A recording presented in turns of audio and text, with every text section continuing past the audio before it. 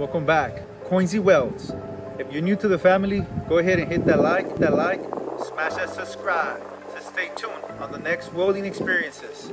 Today, we're gonna go over two basic techniques for welding beginners with the good old 6011 welding electrode. They call it the farmer's rod. You're able to use it in DC or AC polarities. That's what makes this rod special. Similar to its cousin, the 6010 electrode has a slight whip and pause technique. You whip out, you come back. You whip out to let the puddle cool. You come right back and pause. You could also do little circles. Nice tight little circles. Just circle out enough to give the puddle a slight chance to cool, very little, and come right back. Nice tight little circles. We're gonna do 3 passes on a T-joint.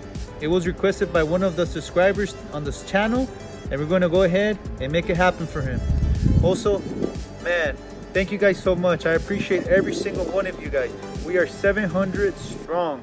Our family is growing in numbers every single day. Thank you so much. You guys don't know how much I appreciate you guys, but I do. Okay, well, let's get started. We're gonna show 2 techniques with the 6011 electrode, also called farmer's rod.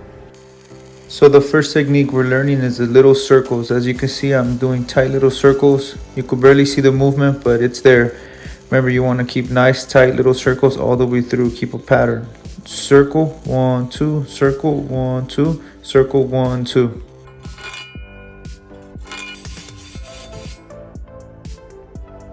On the bottom one, it always eat half your previous bead. Whip out, come back, pause. Whip out, come back, pause. Now for my personal favorite with the 6011 electrode, the whip and pause. I really enjoy it. I like the weld that it leaves.